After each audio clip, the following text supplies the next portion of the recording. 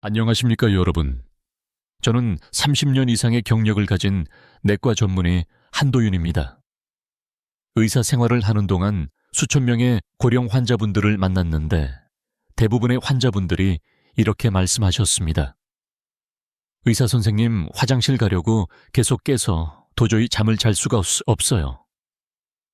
여러분도 비슷한 상황을 겪고 계신가요? 막 잠이 들려 하면 몸이 깨우고 다시 잠을 청하려 해도 정신이 말똥말똥해지는 그 느낌 말입니다.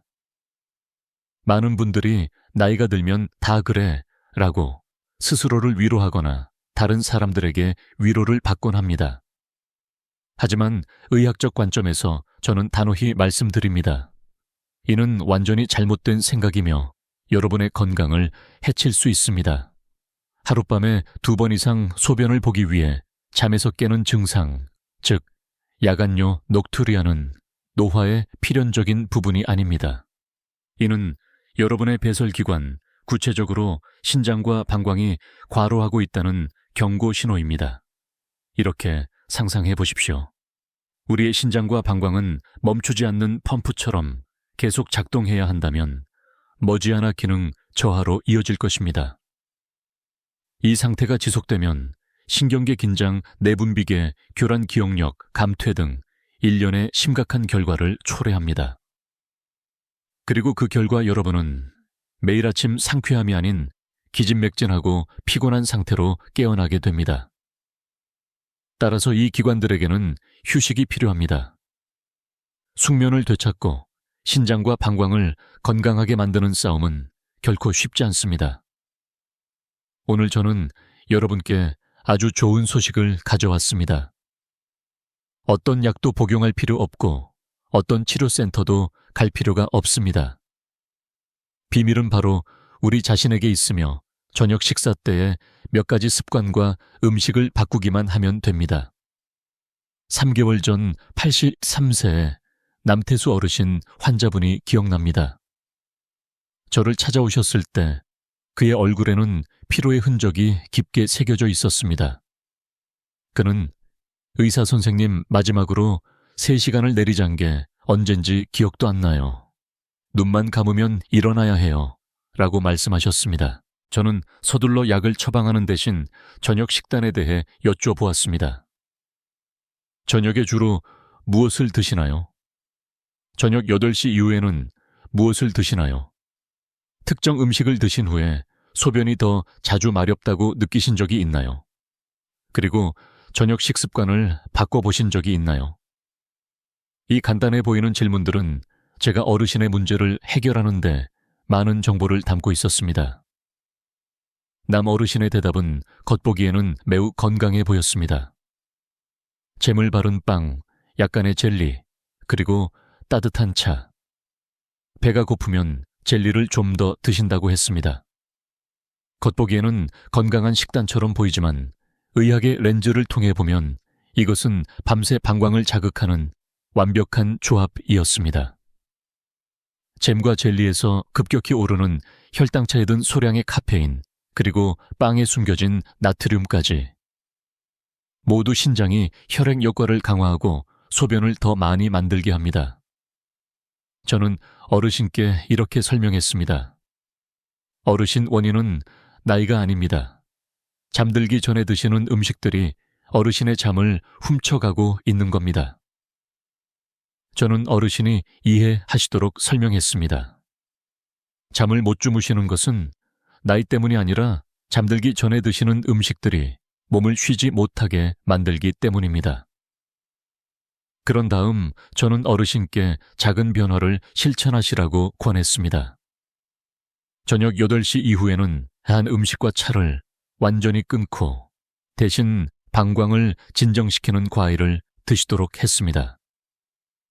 기적은 단 10일 후에 일어났습니다.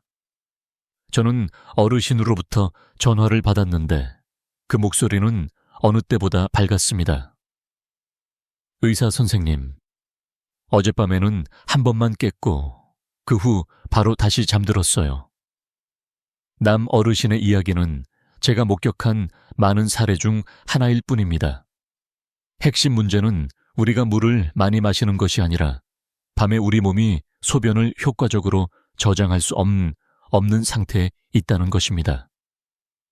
만약 여러분도 매일 밤 뒤척이며 고통받고 있다면 저와 끝까지 함께해 주십시오. 오늘 제가 공유할 내용들은 남태수 어르신의 수면을 회복시켜 드렸던 방법과 마찬가지로 어떤 약물도 사용하지 않는 자연적인 방법으로 여러분의 방광이 매일 밤 편안히 쉴 수 있도록 도와줄 것입니다.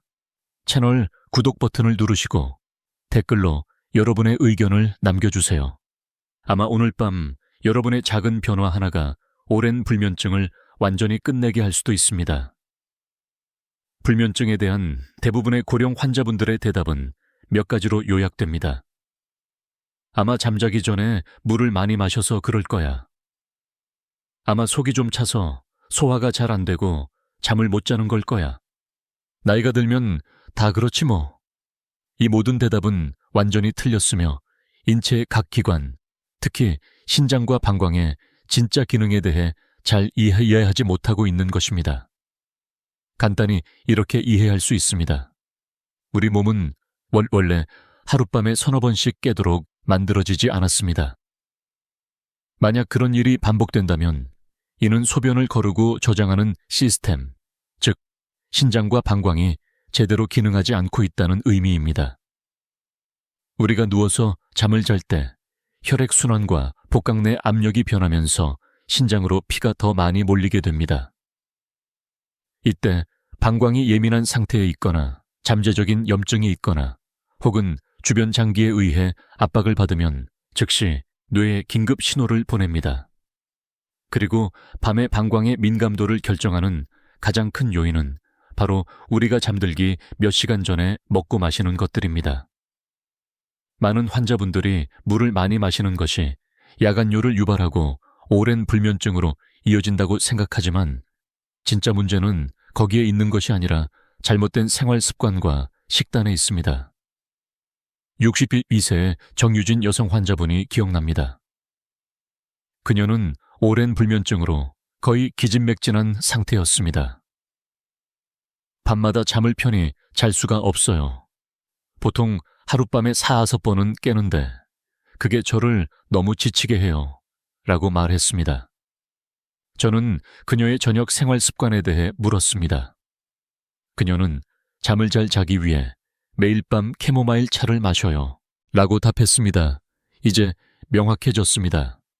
캐모마일은 좋지만 그 안에는 소량의 카페인이 함유되어 있어 중추신경계를 가볍게 활성화시켜 우리 뇌를 흥분시키고 오랜 불면증을 유발할 수 있습니다. 심지어 레몬차, 페퍼민트차, 심지어 발레리안 차와 같은 수면 보조 허브차조차도 여러분의 몸을 잘못된 시간에 깨울 수 있습니다. 이런 종류의 차들은 신장의 활동을 증가시켜 방광의 활동을 자극하고 결과적으로 방광이 밤새도록 쉬지 않고 일하게 만듭니다. 차뿐만 아니라 바나나, 포도, 망고와 같이 영양가 있어 보이는 많은 과일들도 흡수가 빠른 당을 매우 많이 함유하고 있습니다. 저녁에 먹으면 혈당 쇼크를 일으켜 몸이 균형을 맞추기 위해 수분을 배출하게 하고 방광은 또다시 호출을 받게 됩니다. 마찬가지로 죽이나 수프처럼 속이 편한 음식들도 먹기에는 좋지만 물과 탄수화물을 많이 함유하고 있어 소화계가 밤새 일하게 만들고 결국 몸은 우리를 깨우는 방식으로 수분 빚을 갚아야 합니다. 또 다른 숨은 적은 초콜릿 단 우유 또는 가당 요거트와 같이 가스를 유발하는 음식들입니다.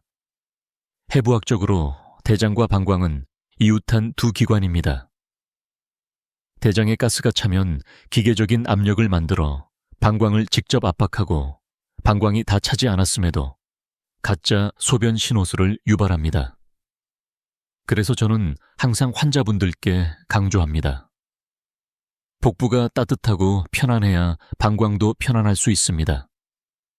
저는 제 환자분들께 아주 간단한 과제를 내어드립니다. 저녁의 식습관과 생활 습관을 기록하고 10일 동안 점진적으로 바꿔보세요.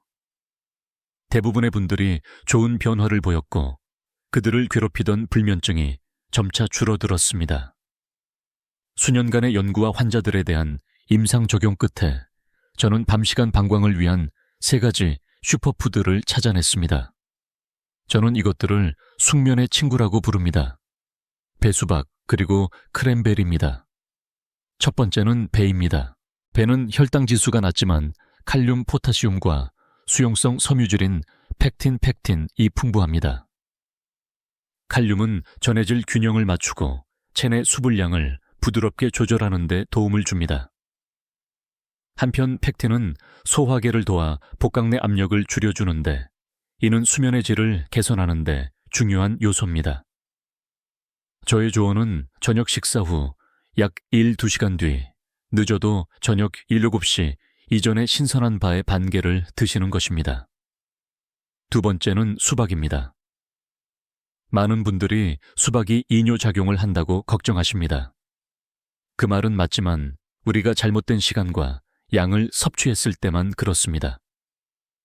수박에는 방광의 가벼운 염증 반응을 줄여주는 강력한 항산화제인 라이코펜과 혈관을 확장시켜 신장으로의 혈액순환을 개선하는 아미노산인 시트롤린에 이 함유되어 있습니다. 여기서 핵심은 저녁 6시 30분경에 작은 조각 하나만 먹는 것입니다.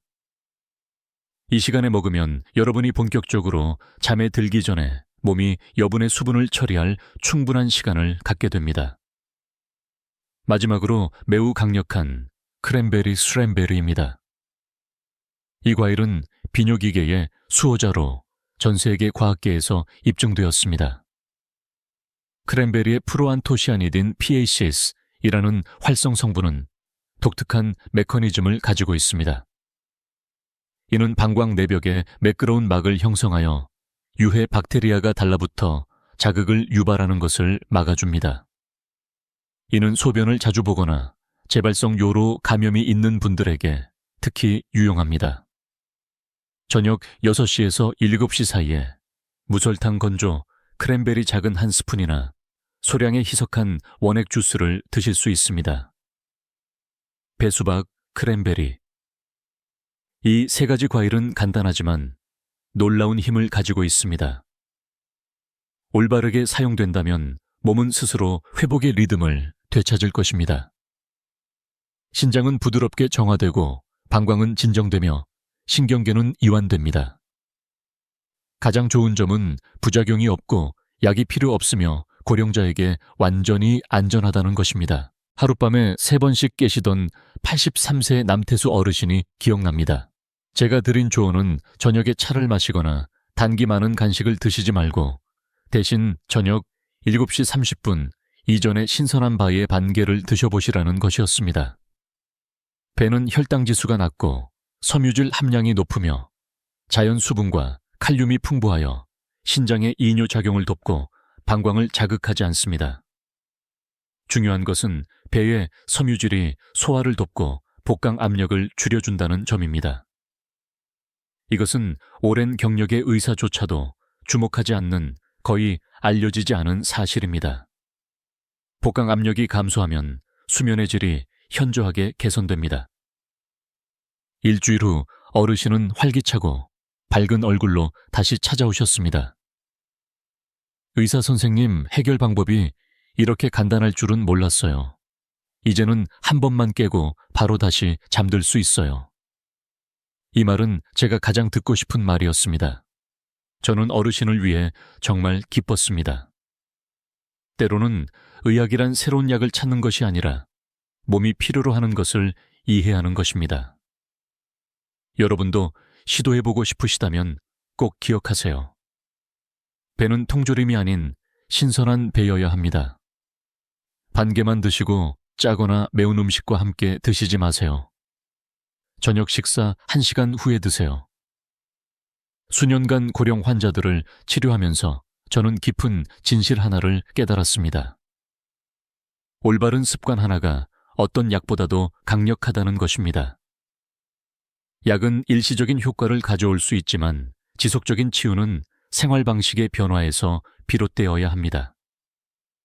만약 여러분이 정말로 뒤척이는 밤을 끝내고 싶다면 오늘 밤부터 제가 환자들을 위해 설계한 5단계 휴식 의식을 함께 실천해 봅시다. 1단계. 저녁 식사는 일찍 그리고 가볍게. 이것은 가장 중요한 기초입니다. 이상적인 저녁 식사 시간은 저녁 7시 이전입니다. 이렇게 하면 여러분이 잠자리에 들기 전에 소화계가 최소 2-3시간 동안 자신의 주기를 마칠 수 있게 되어 몸이 생리적으로 휴식 준비 상태에 완전히 들어갈 수 있도록 돕습니다. 저녁 식사는 복잡할 필요가 없습니다. 따뜻하고 부드러우며 가장 중요하게는 짜지 않고 기름지지 않은 식사를 지향하세요. 예를 들어 삶은 고구마와 삶은 계란 또는 따뜻한 렌틸콩죽 한 그릇이 좋습니다. 핵심은 양이 아니라 몸에 보내는 신호입니다. 오늘의 일은 끝났다. 이제 회복할 시간이다. 너무 늦게 먹거나 무거운 음식을 먹으면 내장 기관들이 밤새 일해야 하므로 간과 신장이 쉬지 못하게 됩니다. 그것이 바로 우리가 잠에서 깨는 깊은 원인 중 하나입니다. 2단계. 현명하게 물 마시기 많은 환자들이 걱정합니다. 저녁에 물을 적게 마시면 입이 마를 텐데요. 여러분, 문제는 총 수분 섭취량이 아니라 물을 마시는 시간입니다. 황금률은 하루 총 수분 섭취량의 80%를 오후 6시 이전에 마시는 것입니다. 오후 6시에서 8시 사이에는 정말로 목이 마를 때만 따뜻한 물 몇 모금을 마시는 것이 좋습니다. 저녁 8시 이후에는 신장과 방광이 완전히 쉴 수 있도록 해주세요. 입이 마르다고 느껴지면 여기 작은 기술이 있습니다. 묽은 소금물로 입을 헹구거나 얇게 썬 사과 한 조각을 입에 물고 천천히 녹여 드세요. 이 방법은 방광에 상당한 양의 물을 추가하지 않으면서 점막을 진정시키는 데 도움이 됩니다. 우리는 물을 참는 것이 아니라 현명하게 마시는 것입니다. 3단계. 잠들기 전 2번 화장실 가기 이상하게 들릴 수 있지만 이것은 정말 효과적인 의학적 방법입니다. 다음과 같이 실천하세요. 첫 번째, 잠자리에 들기 약 20분 전에 화장실에 갑니다. 두 번째, 그 후 양치질을 하고 잠옷으로 갈아입은 다음 눕기 직전에 다시 한번 화장실에 갑니다. 두 번째의 목표는 단 몇 밀리리터라도 남아있는 소변을 완전히 배출하는 것입니다. 이 적은 양의 소변이라도 밤 시간에 예민한 방광 안에서는 여러분의 뇌를 깨울 만큼 충분한 자극 신호가 될 수 있습니다. 이 기술을 3일 연속으로 시도해 보시면 그 차이를 매우 분명하게 느끼실 수 있을 것입니다. 4단계. 신경과 호흡 이완하기 방광은 물리적 요인에만 영향을 받는 것이 아니라 신경계의 긴장 상태에도 극도로 민감합니다. 빨리 잠들어야 해 라고 걱정할수록 교감, 신경계 싸움 시스템과 더 활성화되어 우리를 더 깨어있게 만듭니다. 그러므로 몸에 이완 명령을 보내세요. 침대에 누웠을 때 다음 운동을 해보세요. 코로 깊고 부드럽게 숨을 들이마시며 속으로 6초를 셉니다. 입으로 천천히 길게 숨을 내쉬며 속으로 8초를 셉니다. 이 주기를 5번 반복하세요. 이것은 단순한 호흡 운동이 아니라 휴식과 회복을 담당하는 시스템인 부교감, 신경계를 활성화하는 생물학적 스위치입니다. 제 환자들 중 많은 분들이 며칠 만에 몸이 자연스럽게 잠드는 법을 다시 배운 것 같다고 공유했습니다. 5단계. 과일. 마지막 열쇠. 이것이 마지막 퍼즐 조각입니다. 우리가 논의했던 3가지 과일 중 하나를 선택하세요. 많이 먹을 필요는 없습니다. 예. 월요일 저녁 7시에 배 반 개. 화요일 저녁 6시 30분에 수박 작은 조각 하나. 수요일 저녁 6시에 크랜베리 약간. 그 후 번갈아 가며 드시고 가장 중요한 것은 매일 아침의 느낌을 기록하는 것입니다. 어젯밤에 몇 번 깼는가? 다시 잠들기 쉬웠는가? 아침에 몸이 더 가벼웠는가? 약 2주만 지나면 여러분은 자신의 몸의 규칙을 발견하게 될 것입니다. 이것이 바로 우리가 집에서 개인 맞춤형 의학을 실천하는 방식입니다.